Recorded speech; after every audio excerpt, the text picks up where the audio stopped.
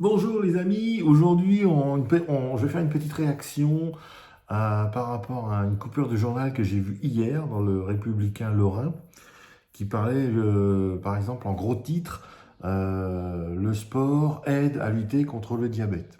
Ça c'est clair, il n'y a pas photo. Je suis atteint de diabète type 2 depuis 3 ans à peu près, 3 4 ans. Euh, Mon taux ne faisait que monter chaque année.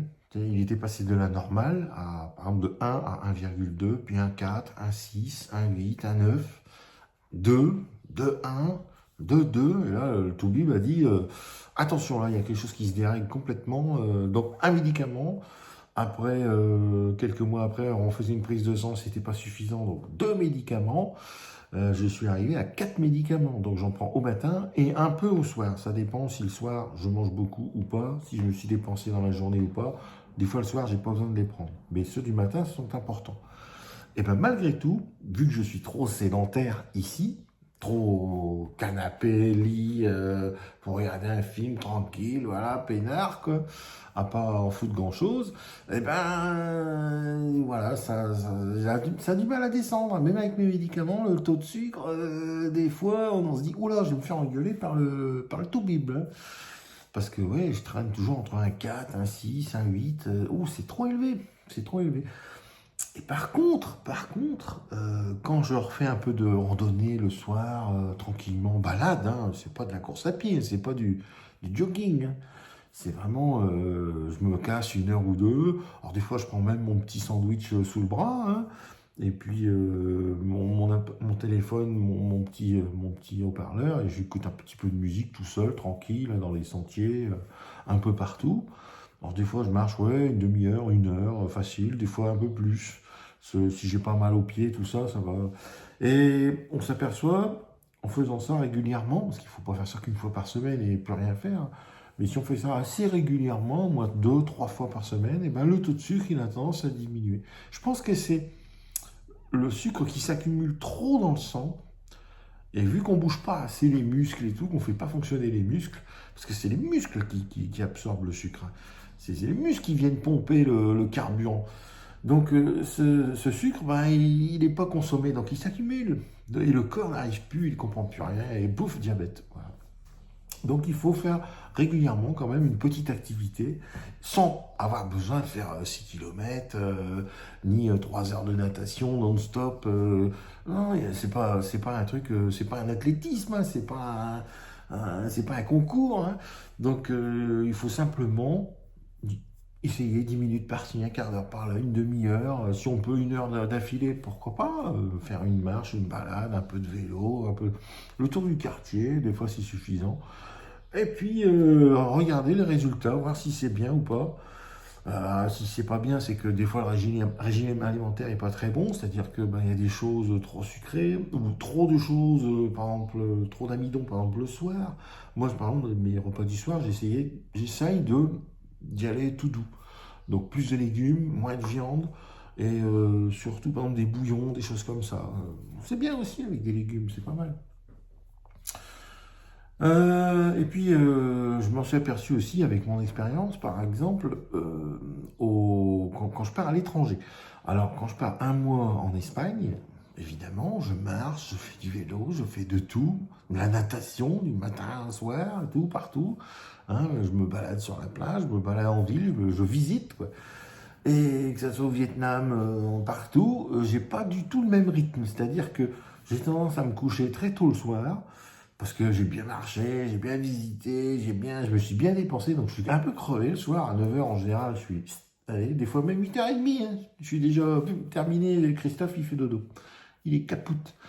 Et on se lève de super bonne heure au matin, et moi j'adore parce que, vous voyez par exemple, au Vietnam, au matin, quand vous vous levez, même à 5h30, 6h du matin, vous voyez les gens qui commencent à cuisiner. Ils sortent les choses dans les rues, ils commencent à cuisiner. Parce qu'il y a des plats qui préparent, ils sont en train de préparer les plats du petit déjeuner, mais il y a des plats qui sont très longs à préparer, à fabriquer. Donc ça demande plein d'opérations successives pour arriver jusqu'à midi. C'est beaucoup de travail. Et les gens sont plus réceptifs au matin, plus souriants, plus ouverts. Ils n'ont pas eu le stress, le volume de stress de toute la journée. Ils n'ont pas la tête comme un carafon. Et en général, en fin d'après-midi, les gens sont capoutes, ils sont crevés, ils en peuvent plus. Donc, on n'est plus réceptif à cette heure-là. On pense une seule chose, c'est ouais, je rentre chez moi et je me repose. Là, j'en ai marre. Ma journée, je suis trop fatigué. Je le comprends, hein, je le comprends parfaitement. Donc, ouais, il ne faut pas hésiter d'essayer de bouger un peu quand on peut, parce que c'est pas toujours évident, ou alors essayer de faire ça chez soi, avec quelques appareils, si on a de la place, un vélo d'appartement, comment on appelle ça là. Ça peut être un tapis, ça peut être, il y a de tout, hein, un rameur, voilà, mais il faut quand même de la place, hein. Si vous avez une pièce pour ça, c'est bien aussi. Et dès que vous pouvez et qu'il fait beau, il faut sortir, il faut s'oxygéner, c'est bien, c'est l'essentiel.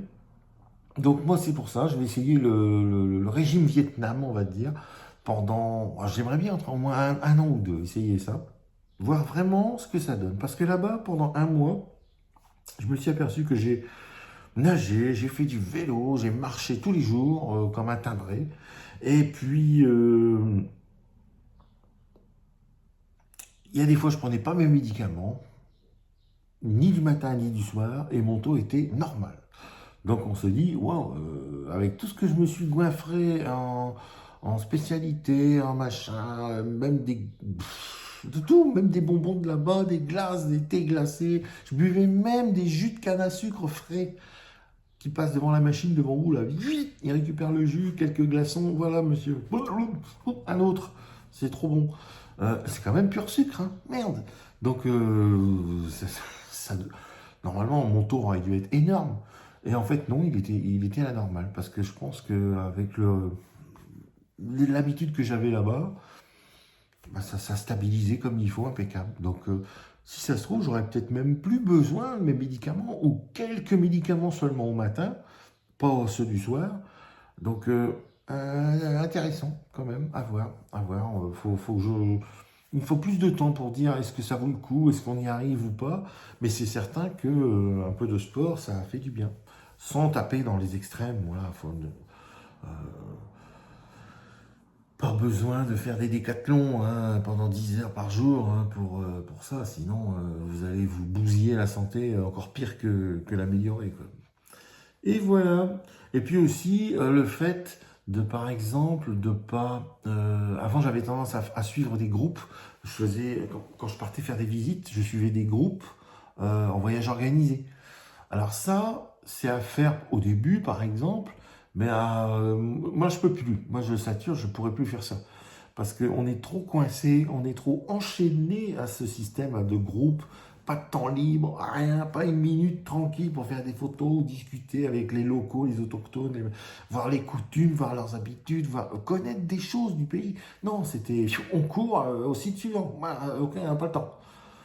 Donc, c'était pas possible. C'était complètement en dehors de ce que je me faisais du tourisme vraiment culturel, quoi. C'est trop, euh, c'est trop léger, c'est la course, quoi. C'est la course contre la montre. Alors c'est intéressant quand on n'a pas beaucoup de temps, quand on n'a pas beaucoup de congés, voilà. Mais on revient et on se dit, ouais, c'est dommage, j'aurais bien voulu passer du temps, voir ça, parler avec, goûter ça. On n'a pas pu. Voilà, on n'a même pas pu s'arrêter, faire même une photo, c'est trop tard, vite, vite, vite. On est déjà tous dans le camion, dans le bateau, dans le bus, c'est fou, quoi. C'est fou.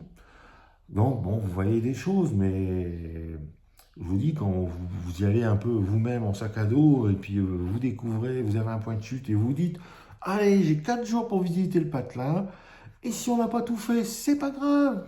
Au moins, on aura vu des choses, et on y va à notre rythme. On aura goûté, on aura vu plein de choses, on aura discuté avec des gens, on aura compris des choses. Donc, intéressant. On s'enrichit au contact des gens. Si c'est juste passer, faire 3 photos et au revoir, ouais, non, ça laisse des souvenirs, mais c'est pas pareil, c'est pas pareil. Donc, voilà. Et puis, bon, ça, je vous dis, de te balader du matin au soir, aller dans les restos, dans les rues, partout. Puis avec le téléphone, c'est devenu génial parce que vous rentrez d'excursion, vous dites bon ce soir, Déjà, je mange pas à l'hôtel ni le matin, ni le midi, ni le soir. Sauf quand je suis dans une famille. Là, évidemment, c'est intéressant de voir comment ils font, préparer le repas avec eux, de manger avec eux, c'est super. Mais quand c'est un hôtel de base, non, moi je suis pas là, hein. Moi je vais manger comme tout le monde dans les rues, je vais goûter des spécialités, je me balade dans tous les coins et des fois j'ai des coups de cœur où des fois on sait pas ce que c'est, on se dit c'est quoi ce truc? Bah, allez, j'en prends un petit peu et puis j'irai le goûter plus loin à un bar, je m'arrête boire, je prends une boisson, je me mets à la terrasse et j'essaye ce truc. C'est génial, quoi. Au moins, on a le temps. On peut faire ce qu'on veut, s'arrêter quand on veut. euh, alors qu'avec un groupe on est obligé de suivre le groupe, là. On peut pas s'arrêter. Voilà. Donc, dans quelques mois, je vous dirai si le régime Vietnam m'a fait du bien ou pas. Mais ouais, le diabète type 2, c'est pénible, hein. Depuis 3 ans, là, je vais devoir partir avec presque 6 mois, 1 an de médicaments dans les valises. Ça fait du poids, ça fait du volume, ça me fait chier. Franchement, je préférais prendre des choses pour embarquer des choses, ramener des choses à des amis, ou même à des bonbons pour les enfants là-bas, dans les campagnes, plutôt que de m'encombrer avec ces conneries quoi, qui me prêtent place, volume et poids, quoi.